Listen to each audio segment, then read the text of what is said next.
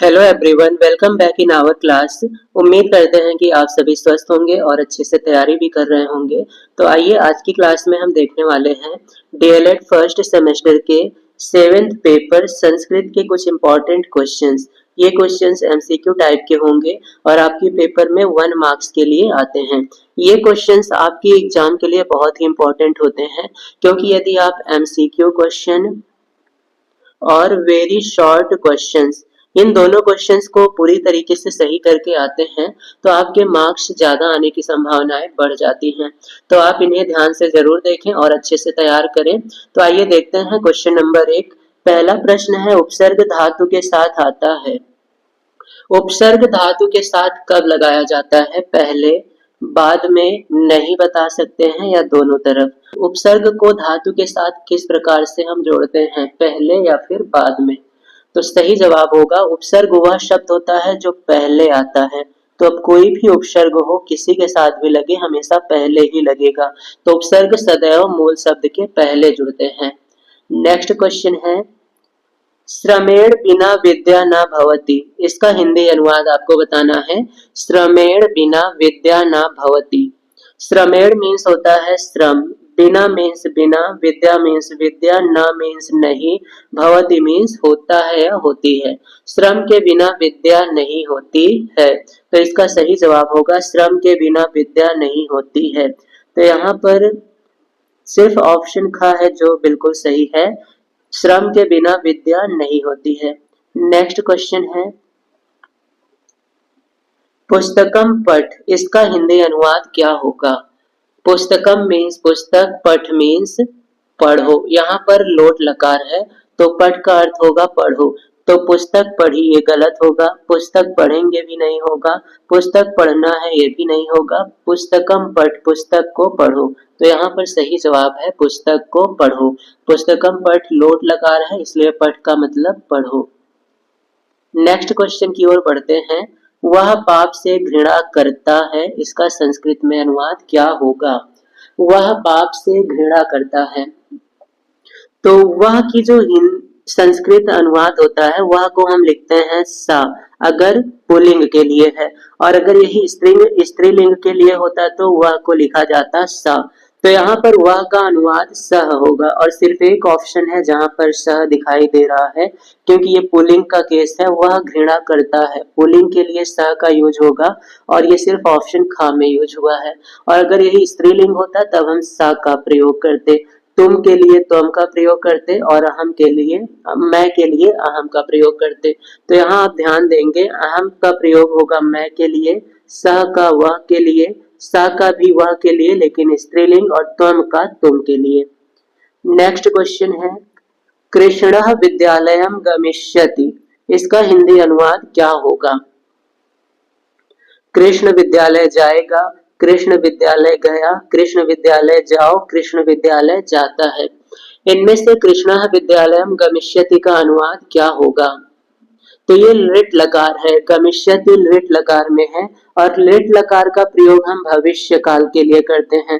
तो यहाँ पर भविष्य काल की बात होगी, तो सिर्फ ऑप्शन का ऐसा है जिसमें भविष्य काल की बात हो रही है। कृष्ण विद्यालय जाएगा, भविष्य की बात हो रही है। कृष्ण विद्यालय गया ये भूतकाल हो जाएगा, कृष्ण विद्यालय जाओ ये आदेश हो जाएगा, और कृष्ण विद्यालय जाता है ये लट लकार हो जाएगा।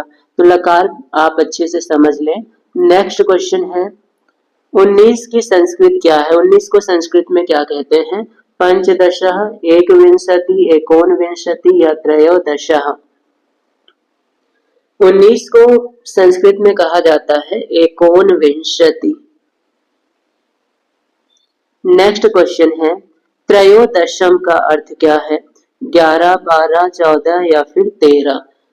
त्रयोदशम का अर्थ आपको बताना है, तो जल्दी जल्दी कमेंट करें। त्रयोदशम, त्रय मीन्स होता है 3, और दशम मीन्स 10, 3 और 10 से बनेगा 13। तो यहाँ पर सही जवाब है 13। नेक्स्ट क्वेश्चन है, अंगुष्ठा शब्द का अर्थ। अंगुष्ठा शब्द का क्या अर्थ होता है? अंगुली, अंगूठा, अतड़ी या फिर अंगूर? तो अंगुष्ठा मीन्स अंगूर, और अतड़ी नहीं होगा, अंगुली या अंगूठा दोनों में से कोई एक। तो अंगुष्ठा का मतलब होता है अंगूठा। नेक्स्ट क्वेश्चन है, संस्कृत विषय वस्तु के मूल्यांकन हेतु प्रश्नों की अधिकतम उपलब्धता होती है। संस्कृत के मूल्यांकन के हेतु किस प्रकार के प्रश्नों की उपलब्धता अधिक होती है? निबंधात्मक प्रश्न, लघुत्तरीय प्रश्न, वस्तुनिष्ठ प्रश्न या फिर इनमें से कोई नहीं।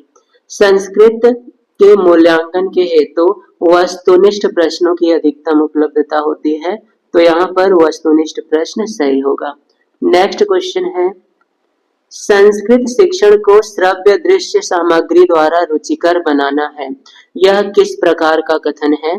संस्कृत शिक्षण को श्रव्य दृश्य सामग्री द्वारा रुचिकर बनाना है, तो यह रोचकता से पूर्ण वाक्य है। तो यहाँ पर हमारा सही जवाब होगा रोचकता, क्योंकि यहाँ पर रुचि की बात हो रही है, तो ये वाक्य रोचकता का है, स्वाभाविकता का नहीं है, अभ्यास का नहीं है और सक्रियता का भी नहीं है। नेक्स्ट क्वेश्चन है, एकादश का हिंदी अर्थ क्या होगा? एकादश को हिंदी में क्या कहते हैं? 21, 11, 1 या फिर एक दशक।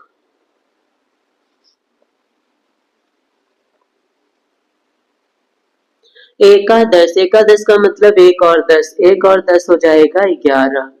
नेक्स्ट क्वेश्चन, पिपीलिका शब्द का क्या अर्थ है? पिपीलिका किसे कहते हैं?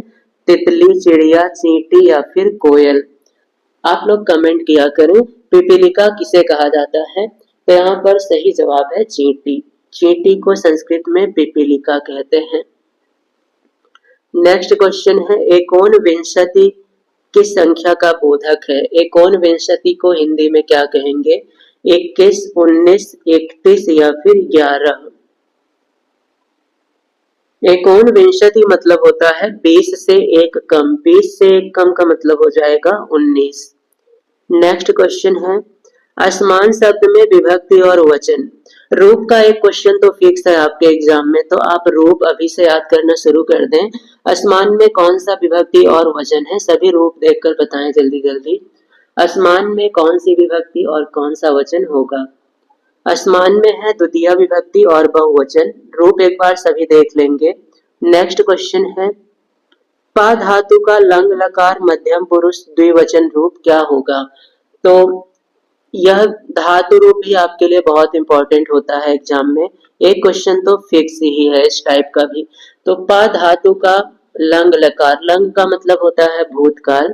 अब मध्यम पुरुष द्विवचन क्या होना चाहिए? पिबतम, अपिबतम, अपिबत, अपिबम।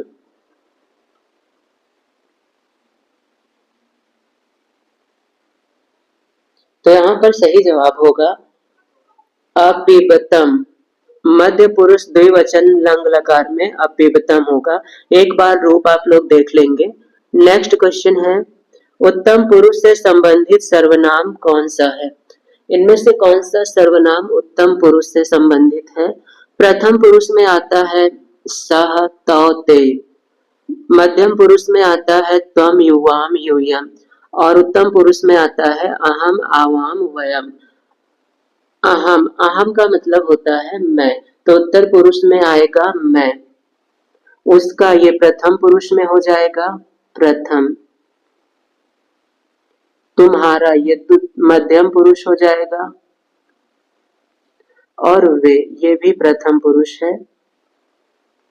तो यहाँ पर उत्तम पुरुष है मैं को संस्कृत में कहते हैं अहम। तो आप इसका भी रूप याद कर लें, सह, तौ, ते, सह, तौ, ते, त्वम, यूयम, यूयम, अहम, आवाम, वयम। ये पहली लाइन है प्रथम पुरुष, दूसरी है मध्यम पुरुष और तीसरी है उत्तम पुरुष। इसी में अहम आता है, अहम मीन्स होता है मैं। नेक्स्ट क्वेश्चन है, पावकः का संधि विच्छेद क्या होगा? पाधन अकह, पोधन अकह, पौधन अकह या फिर पावधन अकह? ध्यान देंगे पावकः में अयादि संधि है। अयादि संधि, अयादि संधि में होता क्या है? यहाँ पर इसका संधि विच्छेद होगा पौ, धन, अकह। पौधन अकह। तो यहाँ पर पौ में औ है और अकह में आ है। औ और आ के मिलने से आओ बन रहा है, तो ये हो जा रहा है पावकह। तो अयादि संधि है, ये भी याद रखेंगे, और इसका संधि विच्छेद पौधन अकह। औ और आ के मिलने से आओ की ध्वनि उत्पन्न होती है और ये हो जाएगा पावकह। नेक्स्ट क्वेश्चन है, छ संयुक्त रूप है। छ किन व्यंजन या फिर स्वर के संयोग से बना है? तो छ किन दो व्यंजनों से मिलकर बनता है? का, शा, का या का, शा, का, शा। इनमें से कौन सा ऑप्शन सही होगा? तो छ मिलता है का और शा के मिलने से। का और शा में ध्यान देंगे, दोनों पर हलंत होना चाहिए। तो इन दोनों के मिलने से छ का निर्माण होता है। साथ ही साथ त्रा और ज्ञा भी याद रखेंगे आप लोग। नेक्स्ट क्वेश्चन है, ऊपर जाता है के लिए संस्कृत में कौन सी क्रिया प्रयुक्त होगी? ऊपर जाता है को संस्कृत में बताना है। निर्गच्छति, प्रतिगच्छति, उद्गच्छति, अवच्छति। इनमें से ऊपर जाने के लिए कौन सा सही होगा? ऊपर जाने को संस्कृत में कहा जाता है उद्गच्छति, तो यहाँ पर ऑप्शन का सही होगा। नेक्स्ट क्वेश्चन है, क्रिया के जिस रूप से उसके होने के समय का बोध होता है उसे क्या कहते हैं? समय का बोध संस्कृत में किससे होता है? तो समय का बोध संस्कृत में लकार से होता है। जैसे लट लकार। लट लकार का मतलब हो जाएगा वर्तमान काल। लंग लकार। लंग लकार हो जाएगा भूतकाल। लेट लकार। लेट लकार हो जाएगा भविष्यकाल।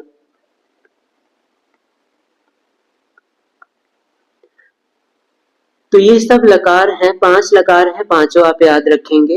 तो इस प्रकार से ये थे कुछ इंपॉर्टेंट क्वेश्चंस जो कि आपके डीएलएड फर्स्ट सेमेस्टर के संस्कृत पेपर से लिए गए थे। ये ऐसे क्वेश्चन हैं जो कई बार पेपर में पूछे गए हैं और इनके आगे भी आने की संभावनाएं काफी ज्यादा हैं। तो आप इन सबको अच्छे से तैयार करें, और यदि अभी तक आपने हमारे चैनल को सब्सक्राइब नहीं किया है तो सब्सक्राइब कर लें, ताकि हमारी आने वाली क्लास की अपडेट्स आप तक पहुंचती रहे।